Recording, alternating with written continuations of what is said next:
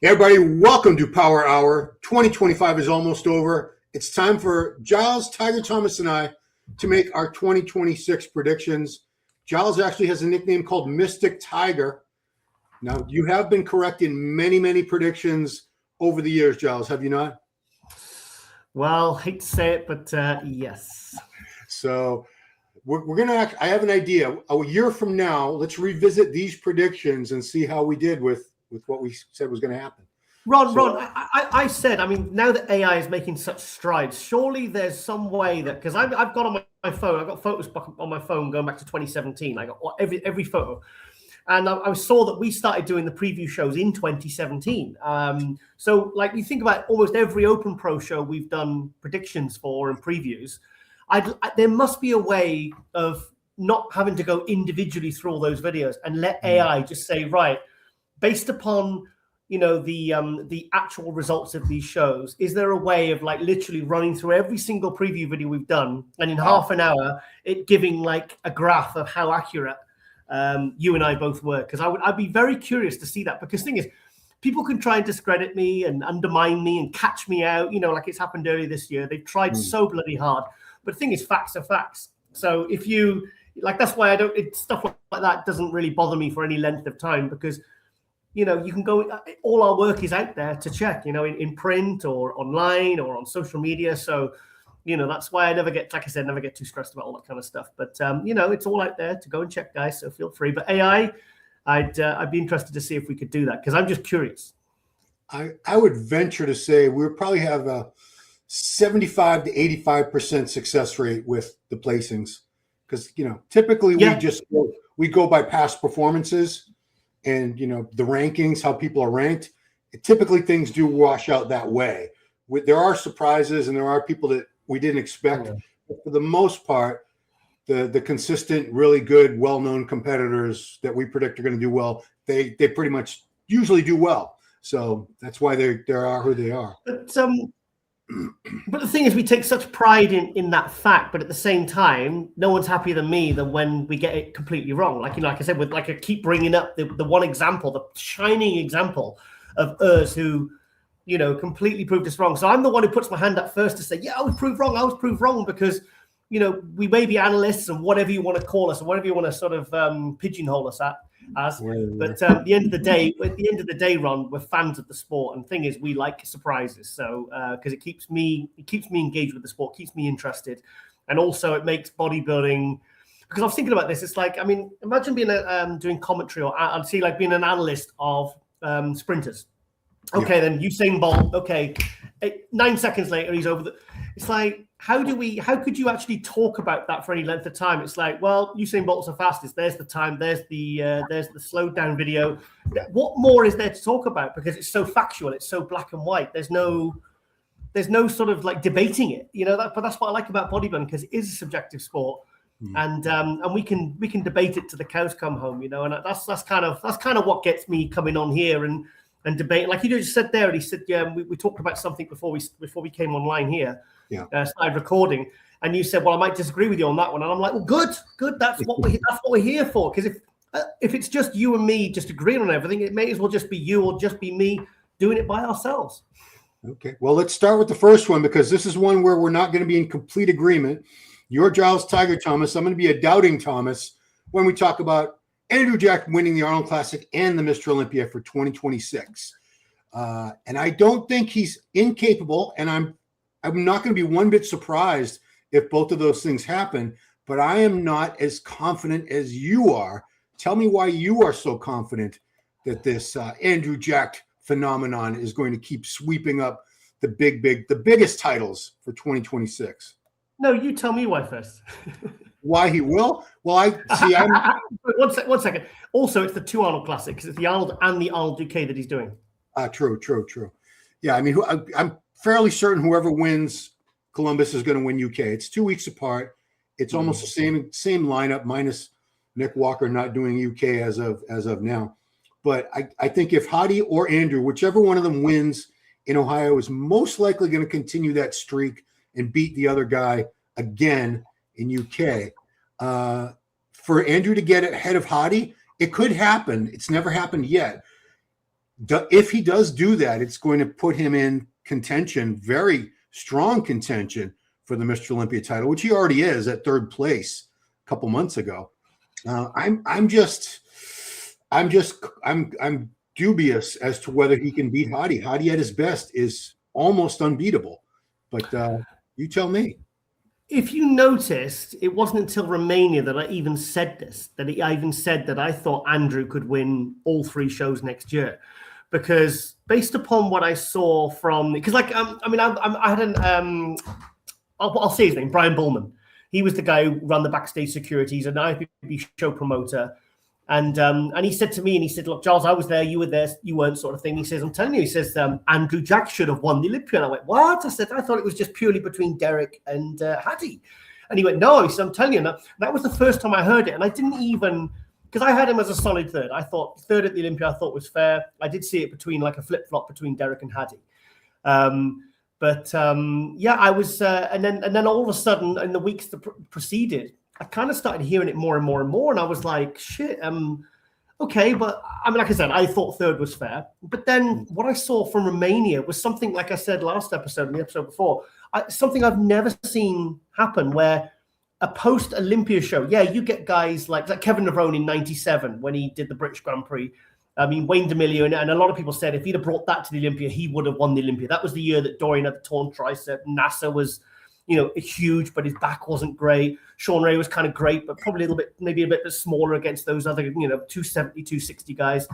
But you never saw a guy actually do anything other than change their condition. But Andrew did something that I've never seen before, and I didn't think was previously possible. And if you said, and if Andrew had said to me personally, he said, look, Giles, this is good what I'm going to bring to Romania, describing what he did bring to Romania, I would have probably laughed at him. I would have said, yeah, come on, mate, this is me you're talking to now. But he did. He managed to actually make improvements in his physique. I mean, look at this video here. His delts. It was the delts in the back. I think I noticed the most amount of improvements. And also, you see like the separation in the brachialis and the bicep. He didn't have that at the Olympia. And that's as a result of more development, more muscular development. The legs weren't quite as hard as they were at the Olympia, but they were a lot thicker. They're a lot fuller and thicker. Because he's told me before, he said the one thing he really struggles with, he says like 3-4 days out, he said his legs always look nice and full and round. And the thing that he always struggles with when he sucks it down for the shows, he says he's always worried that it's going to come off his legs. And at the Arnold Classic back in March, if you look at it, he actually sent me some private sort of videos and photos from his hotel room. And his legs, he said, "No, look at my legs, bro." And I was like, looking at him, I was like, shit. I said, yeah, they do look completely different. I said, how long ago was this? And he said, it was like 2-3 days before the Arnold. I went, oh, shit. He said, do you see what I mean now? He says, I lose a lot of fullness in my legs. But at the Romania, the legs were nice and full, but they weren't quite as dry. So purely based upon the difference between him from the Olympia and the Arnold Classic, from the muscle he put on, and like I said, we have spoke about this, I think it was down to the only changing factor was the fact he was training that kind of old school, the way of, I've trained with Kamal, I've trained with him a couple of times, and it is that kind of style that maybe isn't as fashionable nowadays, but it bloody works. You can't escape the old school basics. Like I said, Dorian, Lee Haney, Ronnie, they all trained in basic type gyms. They didn't have, we ask if, yes, things have progressed in the industry with the kind of gyms. I mean, the kind of gyms that, that I'm training in nowadays compared to what I was training at back in Wales, back in, the late 90s and stuff. I mean, it's just night and day now. But things haven't really improved in terms of the physique. So you can't escape. I keep saying it over and over. I sound like like I'm on a broken record, is that you can't escape the good old basics. And I think that's basically what Kamal has got him. And he will I think it's with Kamal. He's, Kamal's, he's a very, very accomplished bodybuilder himself. And he's he's very, very down to earth, and he's about grassroots, and he's about, I keep using the phrase old school, but that's what he is. He's proper old school. So he'll be absolutely beasting Andrew. And that's basically why Andrew wants to train with him, because he knows that, look at this. I mean, look at the results they've managed. I mean, how was it 6 weeks? Was it 4, 5, 6 weeks between the Olympia and the Romania? Something like that. But that is. But look at it. It's significant. For me, it was drastic. I mean, you know, Milos said that he thinks now that Andrew has got the best front lat spread of all time. And I know Milos likes to say sensational things like that. But if you actually look at, like, because the Olympia, the front lat spread at the Olympia was impressive. But when he hit the front lat spread in that video from Romania, I can kind of see where Milos is coming from, because I was absolutely. I mean, that's a different physique. Yeah. That is a different physique. That's from the Olympia to Romania. He's fuller, he's bigger. So whatever those changes in his team he made, and I think it is purely down to him working with Kamal. I just think the future looks very, very good. So I do expect, and I think he will beat Hadi, because I think the best is yet to come from Andrew, whereas we've kind of seen I mean, Hadi is a phenomenal, incredible bodybuilder, but what more can he really do with his physique that we haven't seen yet? We haven't seen it back in, for the last 8 years. I mean, is he that much different from when I saw him in San Marino when he's in his first open show back in 2017? I don't think so. Whereas Andrew, you know that he could hold another. I mean, Tarek and a few other people have said, like Jay Cutler said, it's just if he could put another 5, 6, 7 pounds of muscle on, which is very achievable on a guy that size, a guy that height. Yeah. And if he does that and he keeps those improvements coming, I mean, look at the improvements in his glutes, his hams, his back. I mean, he's filling those gaps in that he needed to fill in. So at the rate of improvement, plus I've spoken to him, and I think he actually believes now he can. I believe now that he believes that it's his time. So he's very focused. He's got everyone in place. He's got a new sponsor, and he just sounds like he's ready now. So for those reasons, I do think I'm going to put my neck on the line. I think he's going to win everything next year. Okay, well, so we're not really disagreeing. You're just a lot more confident about it than I am. I would love to see it happen, and I do agree. Hadi he's not getting any better at this point. He's amazing, but he hasn't looked any different for a very long time now. Where Andrew is improving. So, like I said, you've never beat somebody until you beat them. He's never beaten Hadi yet. That doesn't mean the first time isn't coming up in 10.5 weeks. I think there's more of a question mark over Andrew, because he's kind of built momentum in his own mind, and also, I think he's just building momentum now, and I feel like now things are starting to fall into place. And I just and also he's kind of like, even the way he's talking, it's like like I said, he's believing now that he can be like that year that Derek Lunsford won the Olympia the first year in 23. It's like he almost started acting and conducting himself like a Mr. Olympia before he won the Olympia that year. So I think a lot of it comes to and thing is with Andrew, he was he only came along like 4 or 5 years ago. So he needed a couple of years to figure his body out, to kind of really, and also to really develop things. I think he just needed a bit of time to kind of fill that frame out. And from what I saw in Romania, to me, that with a few tweaks and a few improvements, to me, that's a Mr. Olympia. And the thing is, like, we've had I think the reason that we spoke about Derek getting a lot of shit online, we spoke about it last week, and I think the reason is, and I keep saying online, I says, look, guys, you say that Derek's they're really putting him down, and this is a horrible, blah blah blah, etc., etc. But who else would you have had winning? And then they'll say, oh, Hadi. It's like, well, Hadi's not exactly perfect either. Andrew's not exactly perfect. He's got improvements he needs to make. So basically, my point is, there's no dominant champion. But I think, like, say, Andrew for the Olympia next year, if he keeps these improvements going, I think we might have on our hands a dominant Mr. Olympia. And I think, because I thought Samson was going to be at least a 3-time Olympia champion. And now I'm not so sure, unless he can really claw it back and kind of pull a Ronnie, or even get back to how he looked when he won the Olympia in 24. And for now, there's a big question mark over him. So, but, you only need to pause for 5 minutes in this industry, and 10 guys have zipped past you. We've saw when Samson, when in the UK, they do the all these different shows. And it'd be like, Nathan would be just slightly ahead of Samson, and then then he tore his bicep, and he tore his other one, and then Samson just went straight past him, and he's never looked back since. So I think it's his year, and I'm super excited to see what he's going to bring next year. All right. Well, we're still on the Arnold Classic topic. This is my prediction. Sam Sulek fans will cry robbery after the Arnold Classic if he doesn't win, and I just don't see him winning. His fans Nick Miller from Nick Strength and Power did a video called "Can Sam Sulek win the Arnold Classic?" Meaning the Pro Arnold Classic, not the one, the amateur that he did win. So this is what he looked like almost a year ago. And, you know, we give this young man a lot of credit. He is a young man. I think he's only 22, 23. I think he's 23. Anyway, he did his own prep. He got into really good condition. And yes, he has had a whole year basically to improve on this. But structure and shape, as we both know, are set in stone in your womb. You do not change your bone structure. You do not change your muscle shapes and insertions. And he does not have the gifts genetically that some of these guys have. I mean, he's going up against this last year's Arnold Classic champion and the 2024 Olympia runner-up and 25 Olympia runner-up, Mike Sommerfeld from Germany. This was probably a little larger version than we're going to see of Mike because he got heighted a little shorter, but still, when you're comparing people like that, people who are so gifted, and there's, you know, he's not, we got Wesley Vissers on the show too. We have some really, really excellent classic physique pros.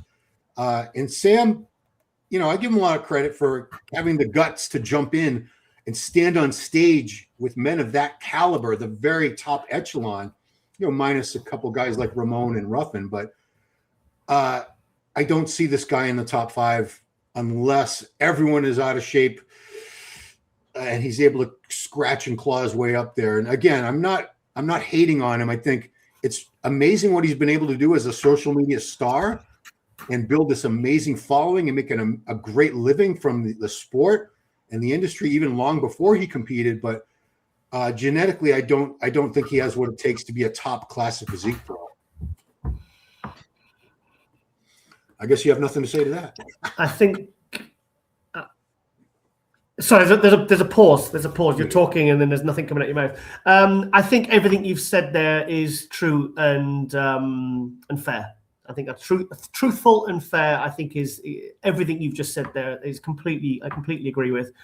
And I think it's a fair assumption to say that obviously the Sam Sulek fans, as you know, are not bodybuilding fans, so they don't know, like we've got like the fans of certain type guys, like the Nick Walker fans or the Hadi fans. You know, they don't really follow bodybuilding, so they don't really understand there's different levels to it. They don't really understand that, like you said in classic, structure plays a huge part, because when you've got guys all hitting their limits, they're all going to be of a similar size and development because of the height, weight, the way it's worked out. So I do see you being right on this one, unfortunately. But to be honest, as long as he shows up looking good, and he shows up in condition, and he shows up doing himself proud, I don't think it's going to be a disaster for him. I mean, even if he took last place, as long as he looks good, I think that it's not going to harm him. Because if you've won the Arnold Classic Amateur, which, let's face it, took balls, because he's, you know, like I said, when Andrew Jack went and did the Arnold Amateur in America, he said, I want to go to a show, I want to pick a show to turn pro at that is going to most likely have the best competition, not choose some, you know, obscure show around the world where it's going to be like an easy pro card, like we've seen some people do. You know, because at the end of the day, you know, if you can't turn pro at one of these big amateur shows, then what are you really realistically going to do as a pro, and what sort of statement are you sending out? And plus, you want to test yourself as well. So I really credit Sam for going to the Arnold Amateur, getting his pro card, and but obviously now, because he's won that, he then gets an invite to the Arnold America, and you know that Arnold and Brian Powers would have been, you know, really, really keen to have him in the show. So why would he say no? Why would he say no to doing the Arnold Amateur when he's the Arnold Pro, when he's, you know, by winning the Amateur, he's got that invite. So there's no reason why he wouldn't, unless he's scared or he's trying to, you know, not get obliterated. But like I said, as long as he looks good, I don't think it really matters where he places, because it's not going to hurt his social media followers. It's not going to hurt his fans, you know. But I mean, there's guys like Kim Angel, Wesley, Mike Sommerfeld. I mean, the standard, of guys like that is, it's like how can I put? I don't want to put an example, you know, but without making it sound like I'm putting him down, because I'm not. As long as he shows up improved, as long as he shows up in condition, I think he's good. So it won't hurt him. Definitely won't hurt him. But yeah, I think you're right. I think his fans are going to be, you're probably right to prepare them for being disappointed, because there's no way. I don't see any scenario where he could come in and be ultra competitive in a show this big. Yeah, and again, you're even last place, just getting up there and looking good. That's a win. He'll get, this next 10, 11 weeks of his YouTube channel are going to be incredible content. He's going to share every little detail of his prep. Yep. So it's a huge win for Sam, regardless of where he places. Oh, there I you agree. go. So let's move on. All right. So our next one is other Olympia repeats that I'm predicting. I think Keone's going to keep that 212 title for another year. Andrea Shaw, it's almost like a given. Ryan Terry, fellow Brit, men's physique, and I think Natalia Coelho is going to hold on to her title. Any arguments about any of those? Well, we have to look at who the main contenders are realistically for each one. I think Shaun Clarida. I think I'm a huge Shaun Clarida fan. He's actually one of my all-time favorite bodybuilders, not just in 212, but like overall. You think about all the decades, all the categories. He is one of my all-time favorite bodybuilders, not just for his physique, but what he represents, his work ethic, his attitude. I just love Shaun. And even having said all that, I really didn't see him coming in and really pushing Keone like he did at Olympia. And he did. I mean, I actually had Clarida winning the prejudging at the Olympia, not by much, but I felt like shit, there's actually an argument for him winning the prejudging. And then I saw Keone, and literally as soon as I saw Keone hit the first pose, I knew that Keone had pulled ahead for the finals, and I thought, okay, Keone's realistically going to win this. But what Shaun Clarida's achieved is he constantly proves to everyone that you cannot underestimate this guy. He's absolutely incredible. Just when you think he's maxed out and he can't make any more improvement, boom, he goes and does it. And I just applaud him for that. And I just, he's absolutely phenomenal. So realistically, could Shaun Clarida push Keone? Yes, I think he could. I don't think it's a given that Keone's going to win at all. Because I think because now Keone is now at the limit, isn't he? He's at the limit for 212. Yeah. Got rid of a bicep. Can we just give a little shout out to the lighting of this China Pro? They did a great job. Yeah, it's good, isn't it? It's good. I like the way they've done the camera work as well. That's really that's like I've never seen that before. Yeah. I don't think Keone should get complacent at all, because things with Shaun, he's only 185 as well, so he can put more muscle on and still not have to even lose a wink of sleep, not thinking he's going to make the limit. So so you got him.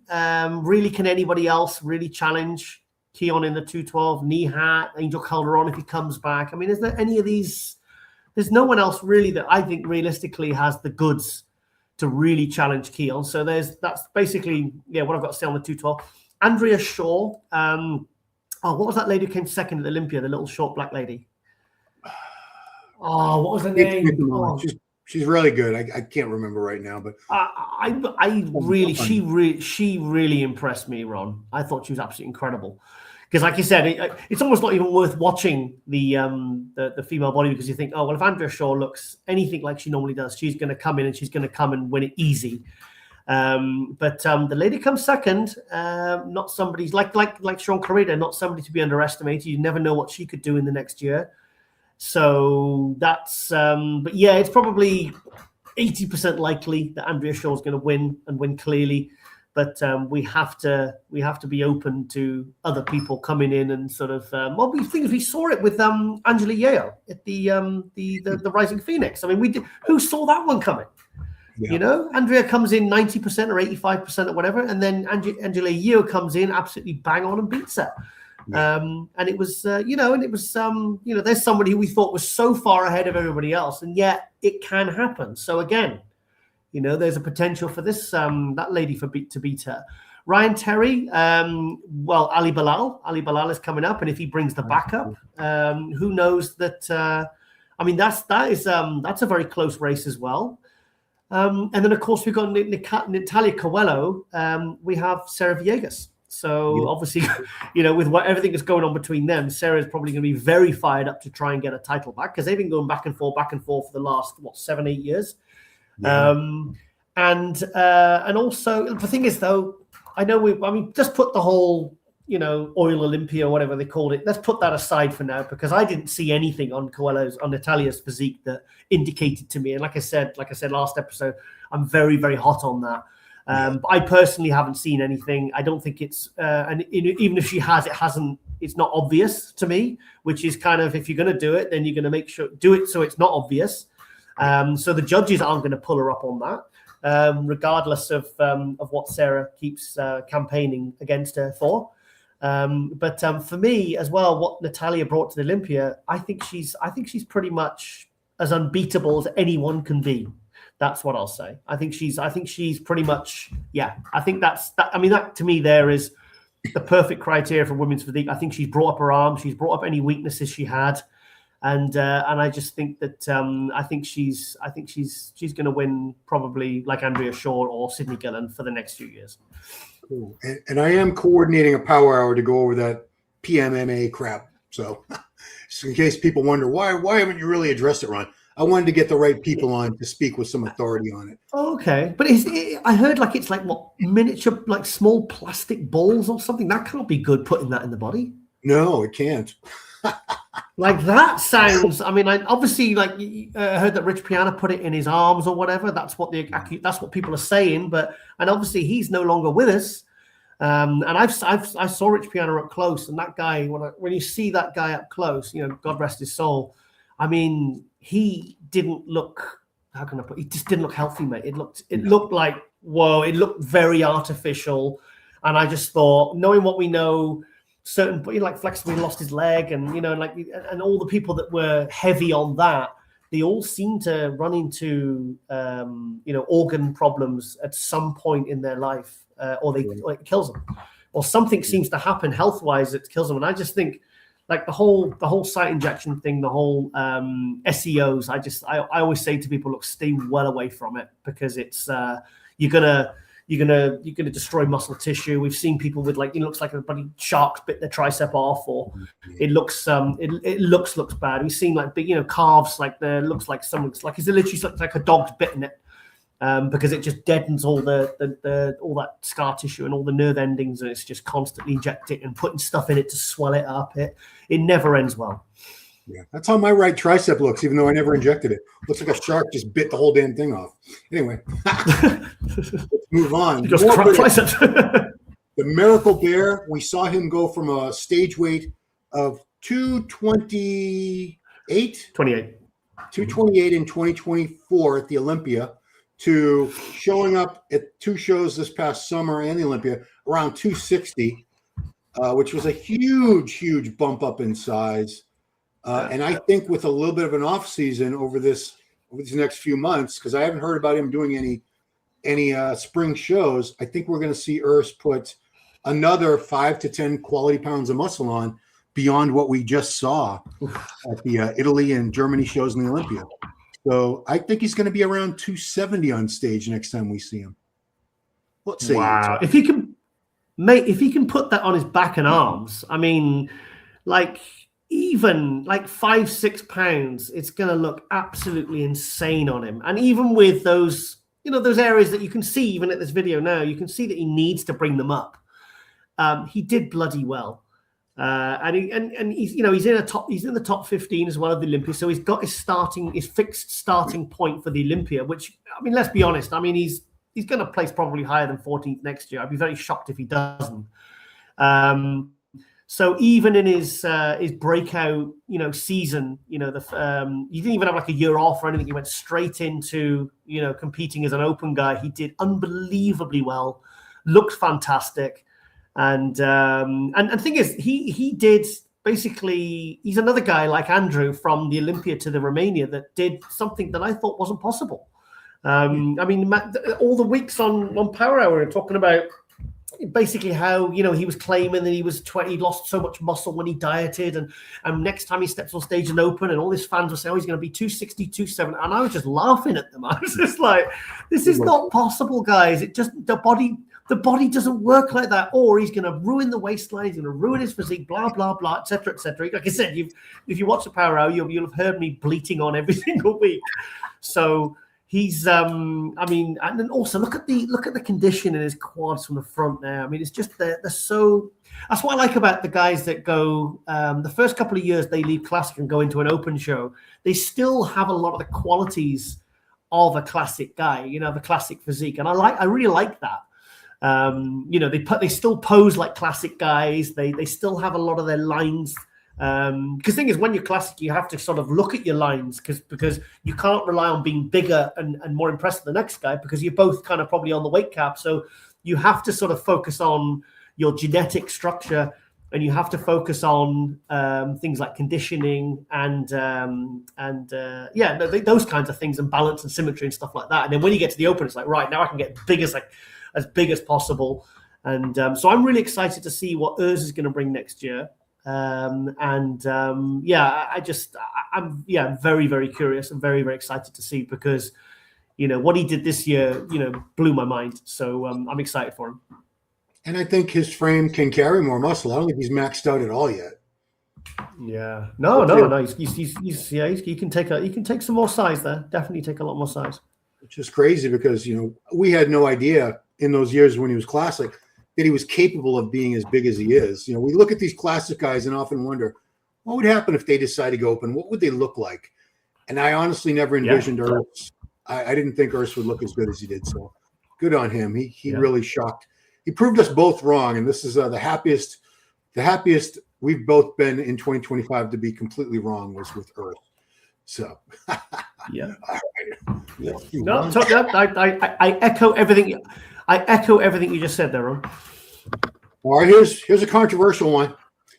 I believe at some point, it might even happen the next few days, so maybe this isn't a 2026 prediction. I think the NPC and the IFBB Pro League are going to introduce the male equivalent of Fit Model, something that's more entry level than Men's Physique, because Men's Physique has become so muscular and they carry so much more size than they did when that division was introduced back in, I think it was 2013. Do you think they will? You think we have 11 divisions, 12 divisions now, or you think they're like, nah, even we can't do it. I'm sure they want to do it. It's more entries, it's more money, it's more participation. But I don't know. I think they'll do it. What say you? Hang on, Ron. You seem very, very certain that soon they're going to announce something. Do you have any inside knowledge? Look me in the eye and be honest. No. The reason I say that is because typically new divisions for the NPC for the next year are announced around at some point in December of the previous year. Because you remember Fit Model was announced at the end of 2023, 24. Was this the first year they had pro qualifiers? Yeah. So a year ago, Fit Model was announced. It's only been about a year. Tyler went on and said, here's this new division we're going to have. This is the criteria. This is why we're doing it. So, yeah, it's either, if it's not announced in the next few days, it's going to be about a year from now, if it's going to happen. Kill me now. No, I bloody hope not, for the sake of, and the thing is, like, you know, I've had a few issues with the old live stream commentary, and honestly, stuff like that, if that was announced, it might tip me to just say, do you know what? I'm just gonna jack it in, because it's not worth sitting there for hours. Like literally when the ladies Fit Model, I mean, normally I have Lauren there, and all, you know, we work with other people like Mina Pagilati or other, you know, and we sort of hand over and let them take those certain classes. But the ladies Fit Model, I came back and I said, guys, just if it was, I said, Lauren, if it was just you and me now, I said, like, I honestly don't think I could have even if it was how we had to be there. I honestly don't think I could have sat there and made commentary on this division, because I think my lack of enthusiasm and my truthful sound of my voice, I think it would have just shown that it wouldn't have been fun for people and family members or whatever to be watching back at home, watching the live stream. I think they would have been like, who's this guy? He sounds so, his lack of enthusiasm is really, really show. I wouldn't want to be disrespectful, you know? So I would have said, guys, I'm just going to respectfully step out of this one, because I honestly don't have anything to say. In fact, Lauren said she struggled actually on a few, you know, she's on one of them. She's like, it's difficult to watch. Oh, they got a pretty face, and it's like if they do this in the men's, then I just want to shoot myself. Honestly, it's just no, please no.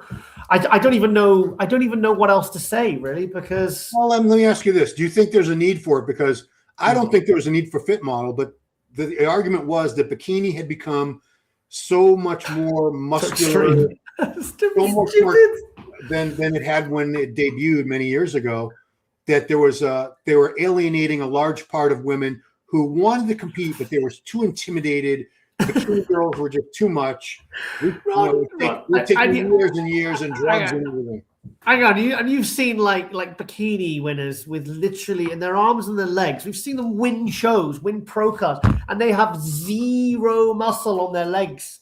They're just literally glutes, implants, and a pretty face. That's honestly what I've seen. At least sometimes you go to something. At least sometimes, certainly in the pros, like the Arnold UK last year, they were almost like mini figure. They had like separation in their quads. They had nice cap delts, and I was like. And I remember I said to Laura, I sat with her and Ronnie and stuff, and I said, I can get on board with this. I can actually get into this because there's an actual physique there to assess. Right. But bikini at one point, it was almost like amateur and pros. It was like muscle or any conditioning wasn't being rewarded. Any sort of development was being penalized. And then the girls are coming like not top 6 or, girls not like getting 4th or 5th. It was like great sort of athletic type physiques that looked beautiful. And I really promoted the idea of females weight training and looking like they like if they were out, people would say she works out.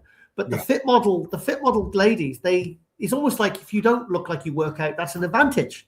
Yeah. And for me, it goes against everything that the NPC and the Pro League stands for. It's like there's girls I could pluck off the street and stick on stage in fit model and they would win. And to me, that is completely against the grain of what it's all about. Otherwise, it is literally purely, it is like Lauren did the beauty pageants a couple of years ago. And, and obviously I went in a couple and I mooched around at a couple. And basically, it's exactly the same thing as that. That's all it is.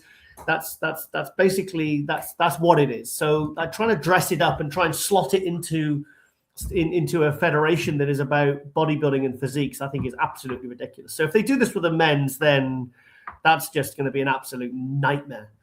Yeah, I mean, they've joked like we're going to have a dad bod division pretty soon, which isn't that far away from that. I mean, that'd be sad. That'd be sad. That'd be just for the sake of purely trying to get people on stage and make money. It's like, to me, it's just exploiting people. Because the thing is, like say you're I was talking to a female coach, and she was loving the fit model. I said, I bet you why. I said, because if they give you X amount of money, I said, what actually do you have to do to get them ready, to peak them? I mean, I could literally drag somebody off the street, stick them in a bikini and put them on stage and then, and say, I prepped this girl and, she wins. And it's like purely just what? Because she's got a pretty face. It's like, that's not what it should. That's not what it should be about, mate. And just the sake of just creating divisions just to purely, get revenue and get people on stage, I think it's going down a really wrong path, mate. I really, really do. And it just takes it further away from what the whole what would Joe Weider think? Seriously, what would Joe Weider think when he started and Joe and Ben Weider? What would they actually think now if they could see literally girls that are just judged purely upon their facial beauty? It's like going back to the old 1950s, 1960s NABBA shows where you'd have the Mr. and Miss Britain, and the Miss Britain would just have to.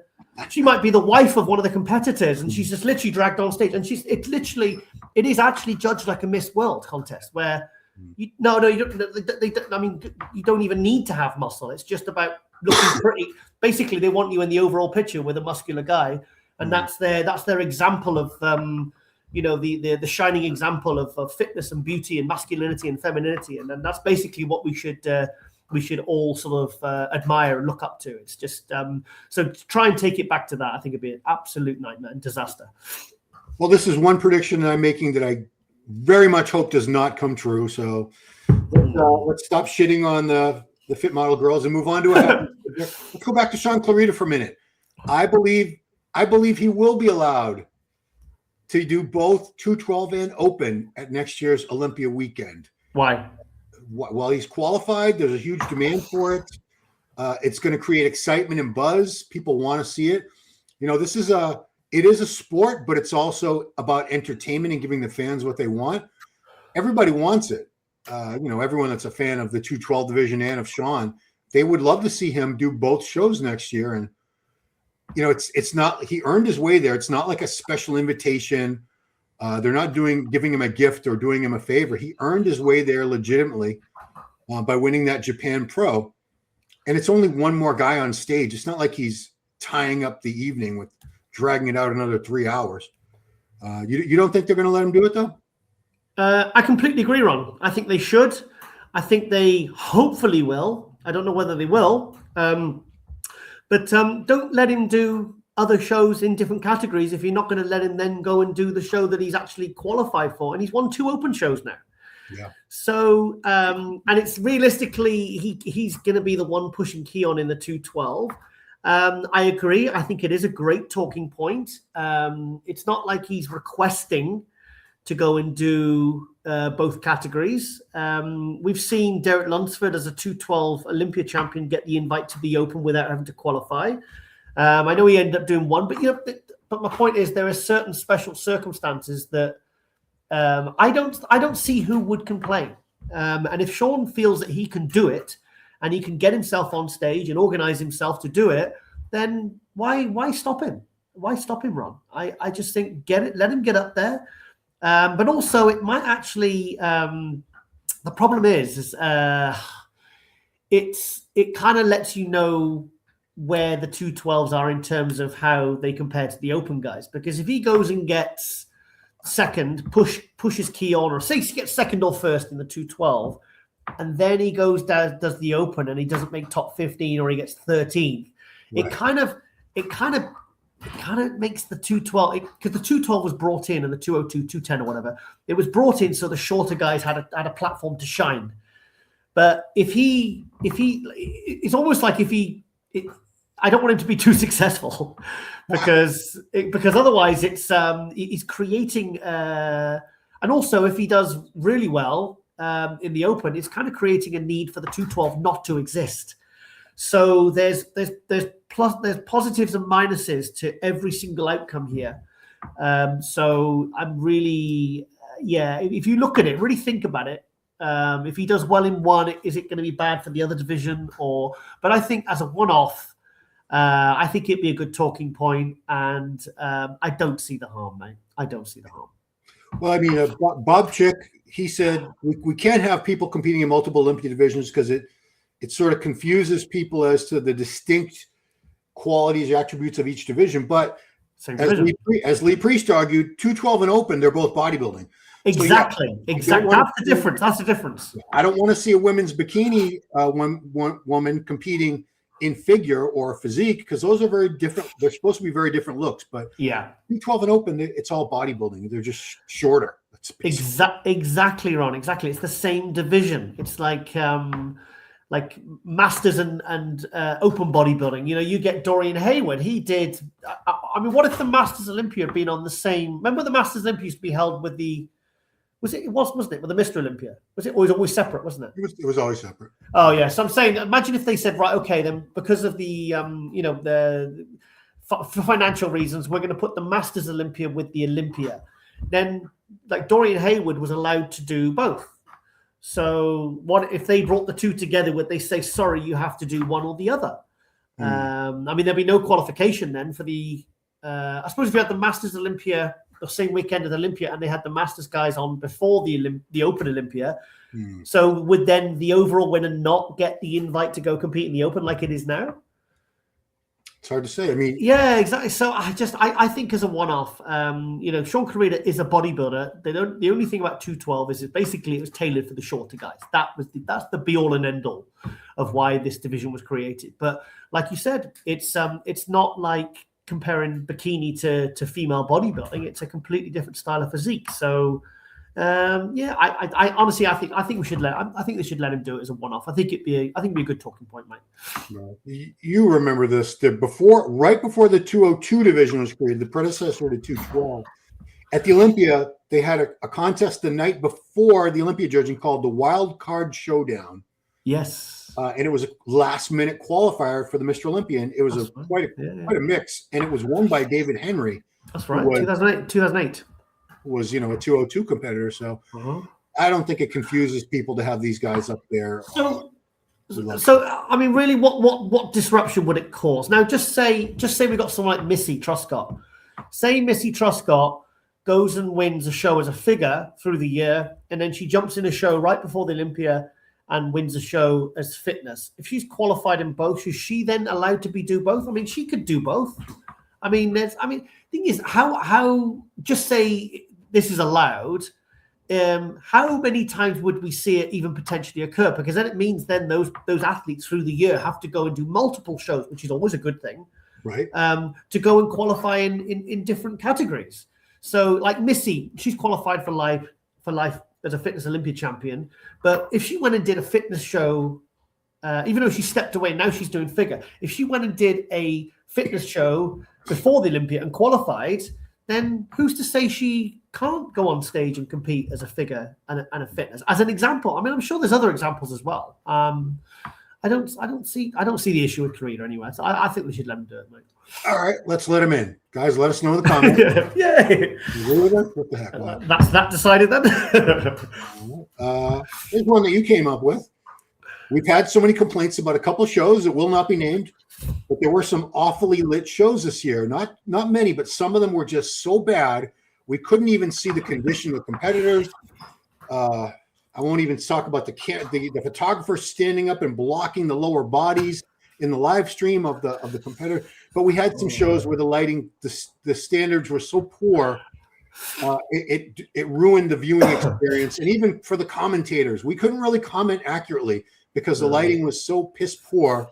The condition wasn't able to be ascertained. And so you think maybe the IFBB Pro League is going to say, all right, promoters, this is what you must have, and a list of technical requirements that they're going to have to adhere to moving forward. Yeah, no, I totally think so. I think I think because we've seen, and especially with the introduction now of these LED screens backdrops at a lot of events. I mean, Romania was one of the first ones because I was going back in 2021, and now you see it at all venues. So it is causing problems. It's causing problems because I mean, like I said, I used to be a photographer, and it's distracting trying to get the right settings and trying to get the right foot to get best quality photos.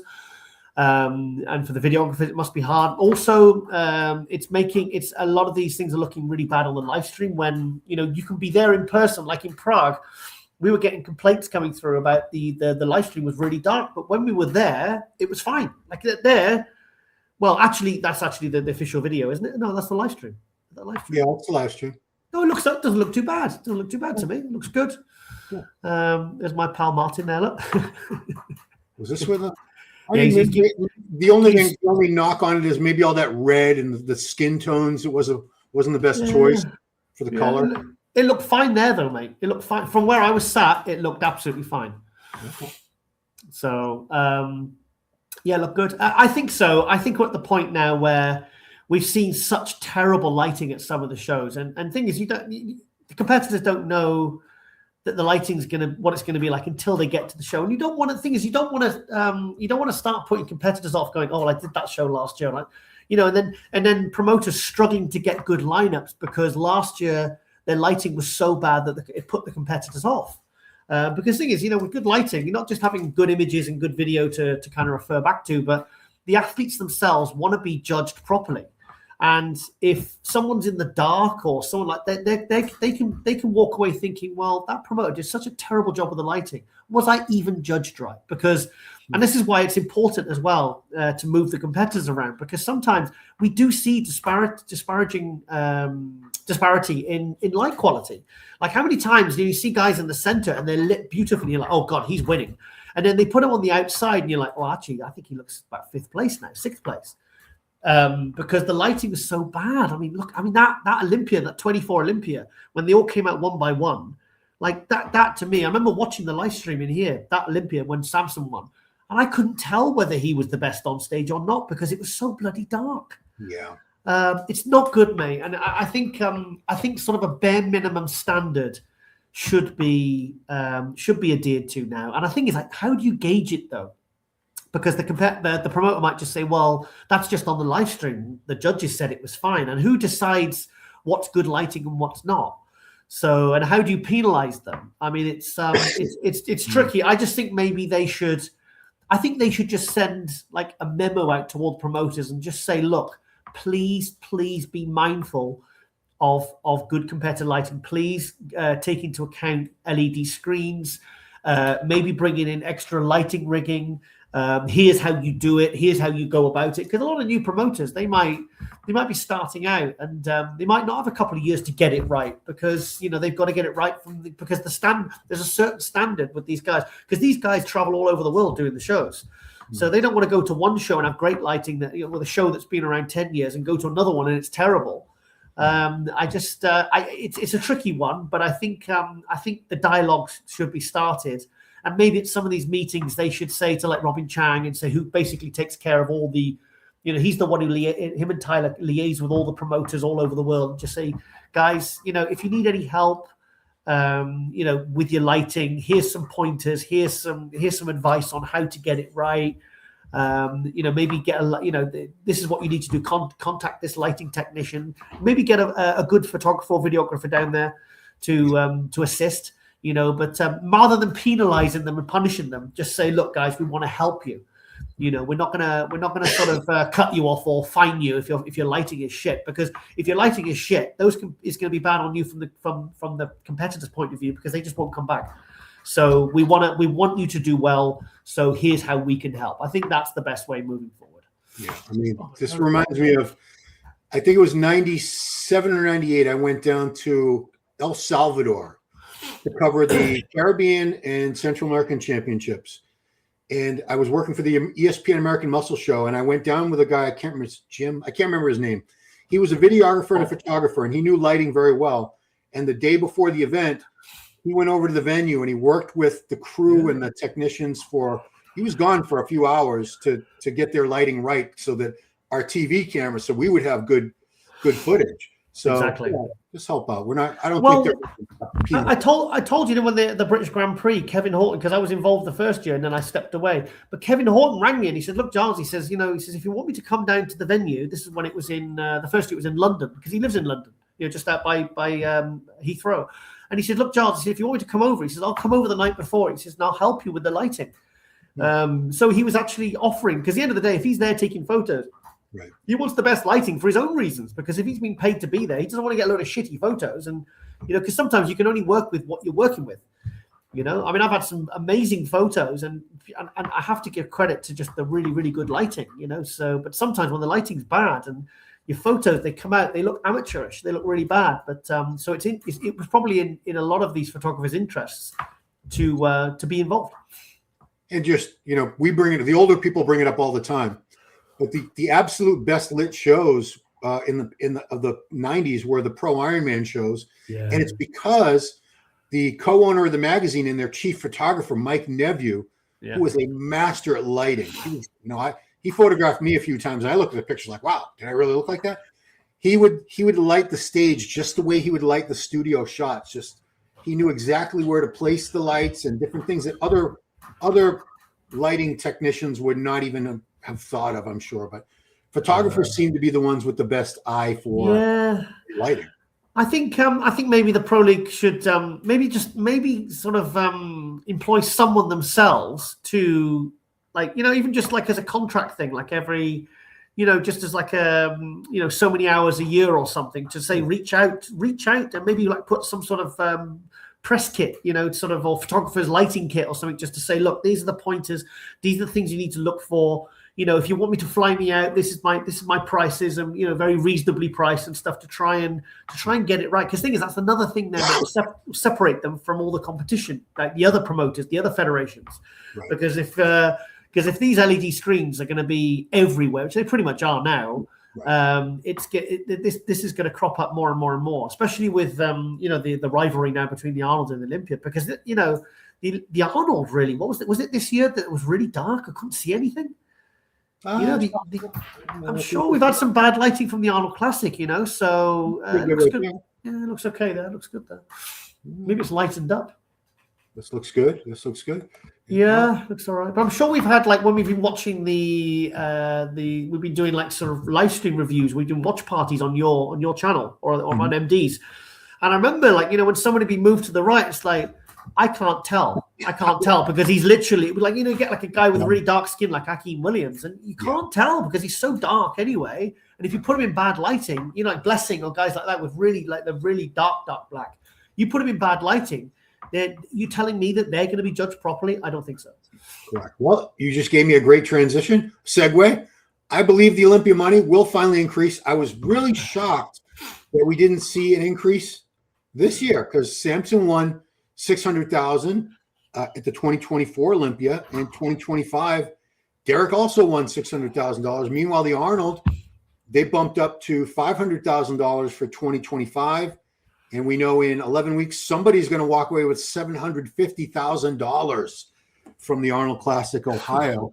I don't think the Olympia they can't let the Arnold have bigger prize money than they're going to have to at least match it, is my belief. What say you? Do you know what I think would be a really interesting curveball is if, like, the Olympia, because the thing is, like, people seem to keep forgetting that the Arnold Classic only has about half the divisions.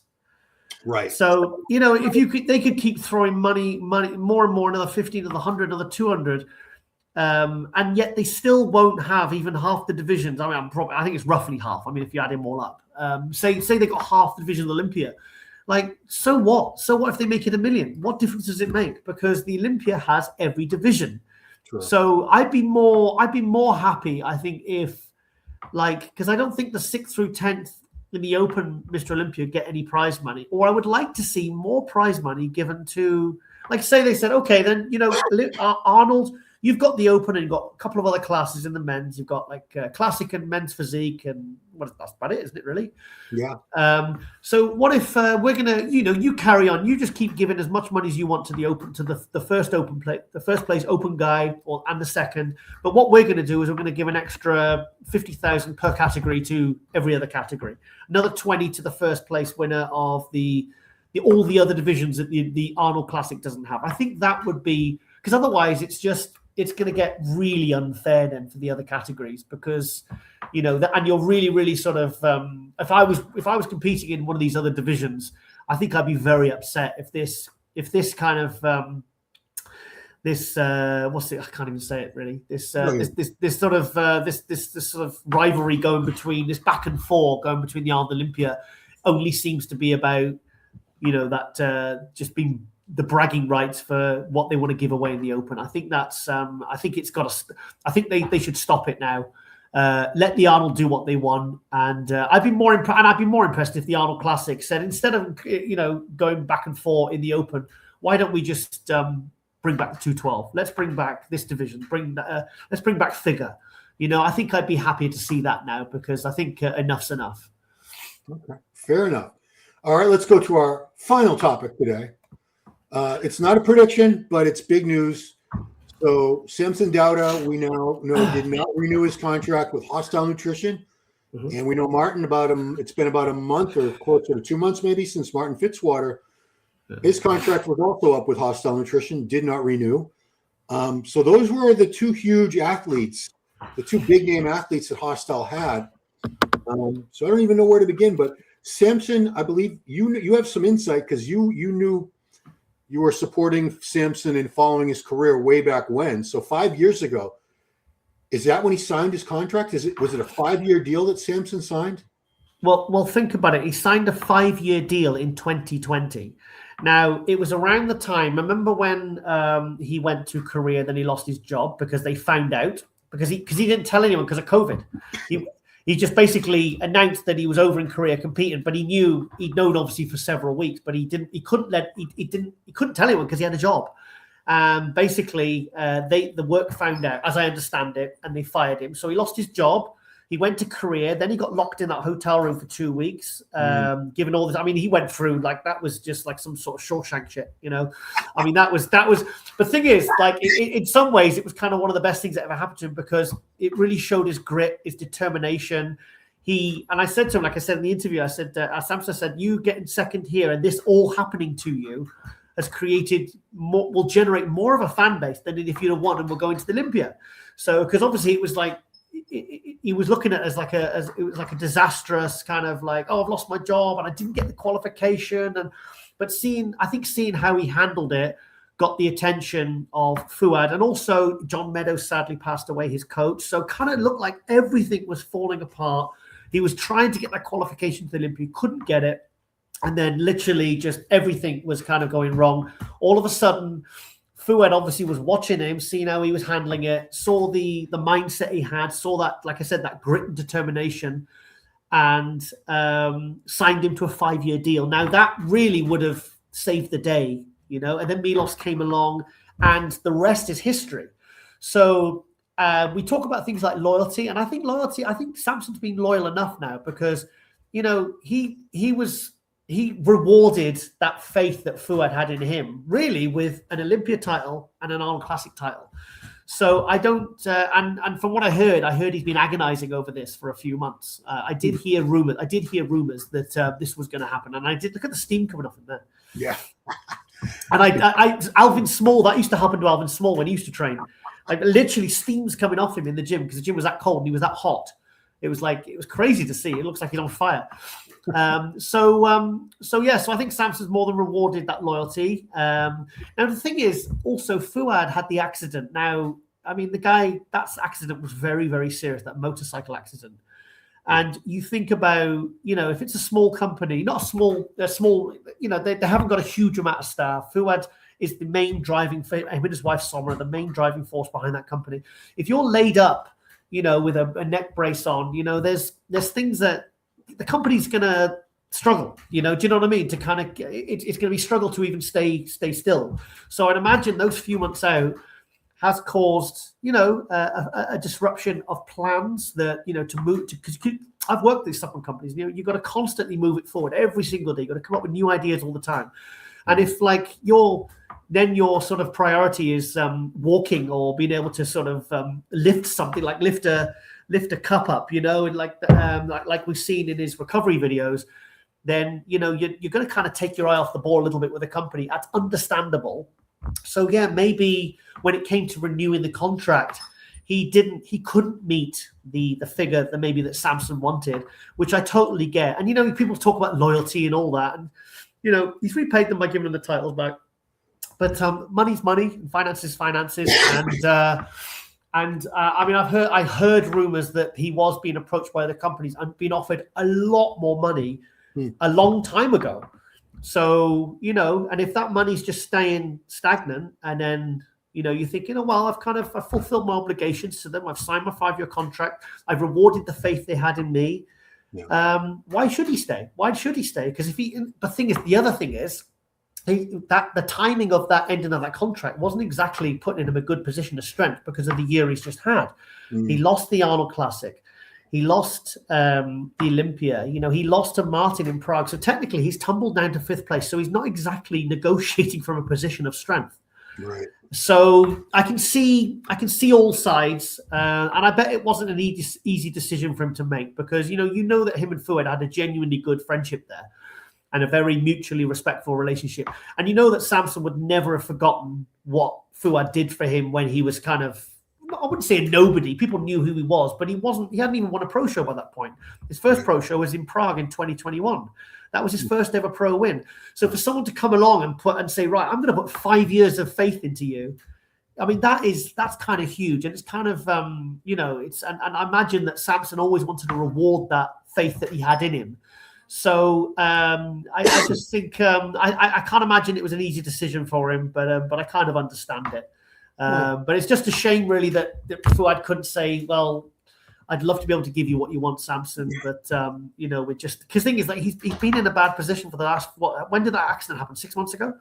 Yeah, it was maybe longer. Yeah, I mean, God, I mean, I was on the sofa for like 2.5 days the other week, and I felt like there was things I need. You know, you feel after a couple of days, you feel like, you know, you feel like there's things that you need to be doing, and you feel guilty, and you feel that life's slipping you by. And I mean, imagine being laid up, you know, for 6 months and trying to just function and, you know, and also try to just exist and kind of get yourself well as trying to push a company forward and do all the podcasting, everything else that he does. So it's unfortunate, but you know, I'm sure they parted as friends, mate. But it's just a shame they couldn't continue to grow together. What's your take, Ron? Well, here's what I'm wondering. So they signed him 5 years ago, long before he'd won a pro show. There he is as a young Samson. I can't imagine he was getting a ton of money. I can't imagine. I don't know what the figures were, but I heard rumors. Okay, so I'm just going to throw a number. I'm pulling this out of my ass. This has no basis in reality, but this is just for example. Let's say they were going to give him $75,000 a year 5 years ago, but this is what you're going to get every year for the next 5 years. It's not going to change. Yeah. With that, it's safe to assume that the salary would remain constant, right? I believe it did go up. Oh, it did go up. Okay. I believe it did go. So it was renegotiated, performance-based. It's like, okay, this is what you're getting for the next 5 years. Because I negotiated a contract for Rooney, don't forget, for BSN. Well, helped pass it on to Sybil and Kevin Horton to negotiate. But I started the ball rolling, so I kind of had an idea of what they offer.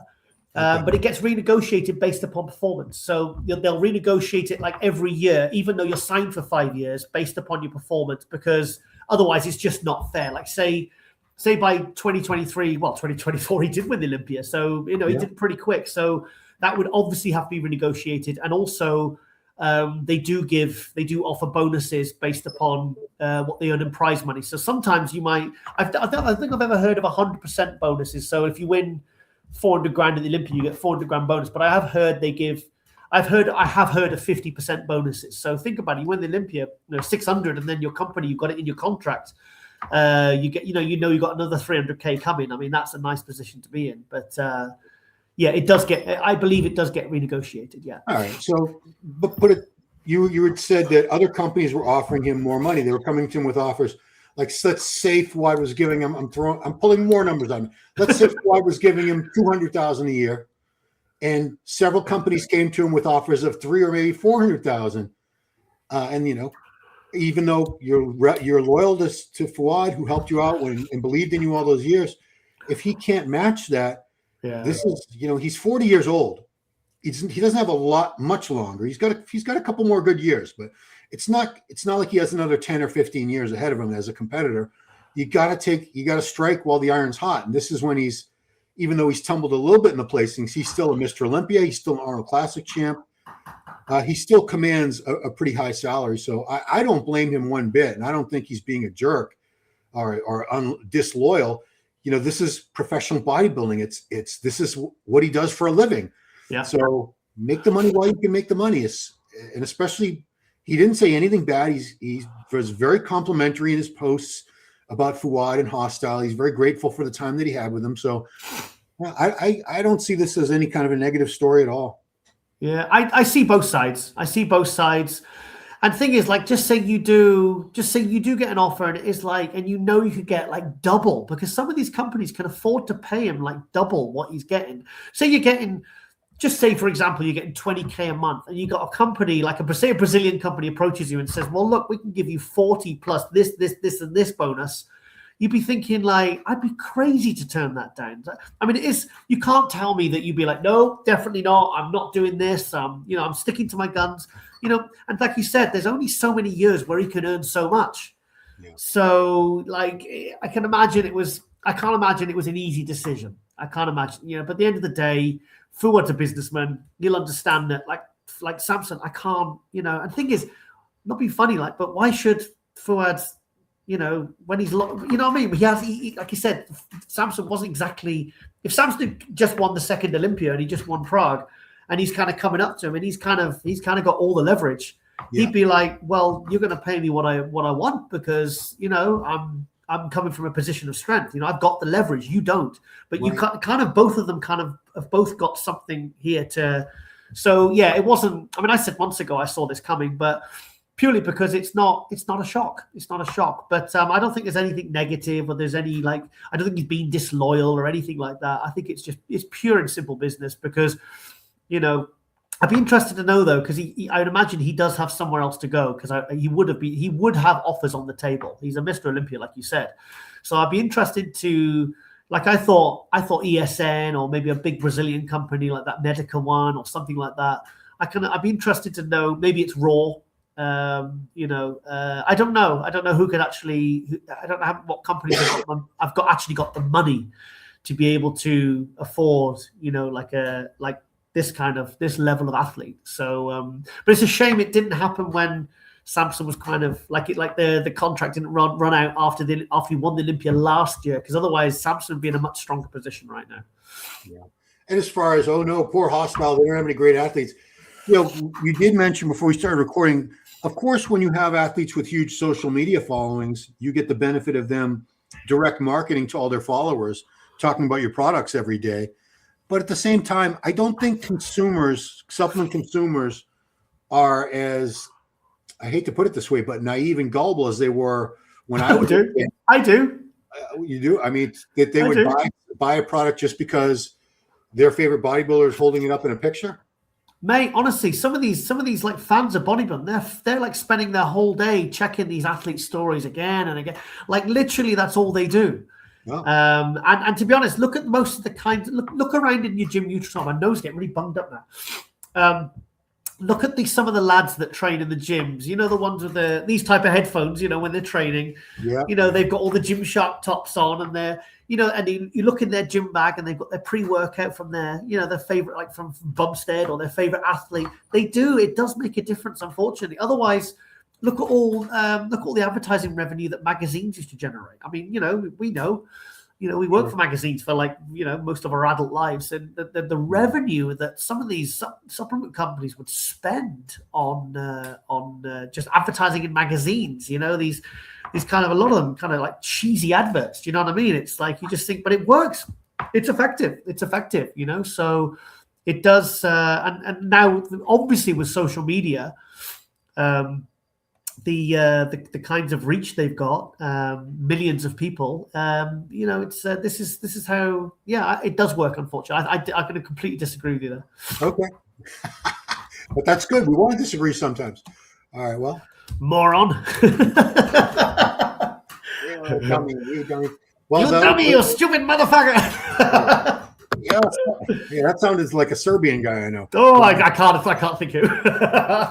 Have you talked to Milos at all since then? No, I blocked him, mate. Okay, I mean, yeah, I left it. And to be honest, I was looking today, and I saw Chris Cormier's guy had shared a video of Milos was on their talking, and I kind of felt a bit bad. I kind of missed him a little bit, because I was just crossing the road going to get my haircut before, and for some reason, and a thing popped into my head. It was a thought about Milos, and the conclusion I came to was that there's more of him to like than there is to dislike. Of course, yeah. So that's and I kind of felt a bit sad, but I just thought, do I really want to put myself in a position where I can go through that again? I'm someone that likes to draw a line, walk away, wish people well, and you know, like whether it be friends, relationships, I think I like to just completely just walk away and you know, and leave it on a sort of a positive, rather than allow it to get, you know, more entangled and more worse, and get to a point where you're really at each other's throats. Because I don't like that, because I think it undermines the good times and the good things that you've done for each other. And you know, like Milos reached out to me when both my parents died and stuff like that, and it was there were some of the most genuine, heartfelt messages I had from anyone, even my family. So stuff like that I try to sort of focus on. So wish him well. He's a great guy. He's a great guy. He's like us. He has this intense passion for the sport, even though he's been around it forever. He still has that fire, and he gets very emotional and fired up. So I respect that, and it's I wish I'd like to be able to have him on again if he would ever come on again, because but I've clashed with loads of people over the years, and to be honest, you what usually happens is you bump into each other at a show, and then you end up talking, and 10 minutes later you're hugging, and it's squashed. Right. You know, but I haven't been up to America for a while now, so it's maybe going to take some, because like I can't imagine that we would both be still angry at each other if we saw each other at Olympia next year or an Arnold Classic, and we'd be like throwing fists at each other. I can't imagine that. I can't imagine in any scenario that actually happening. I mean, it could, but I can't imagine. We'd probably just see each other and just burst out laughing. Yeah. But because, like I said, I've clashed with people over the years, and you at some point you end up squashing, or it just gets forgotten about. So.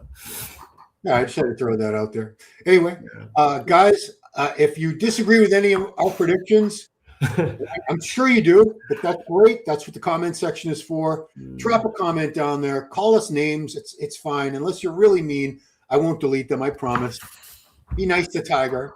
Well, yeah, let us know if you have any additional predictions that we might have missed, and maybe we'll do a follow-up show. We got time for one more show. Are we doing any carol singing on this episode? Or? No.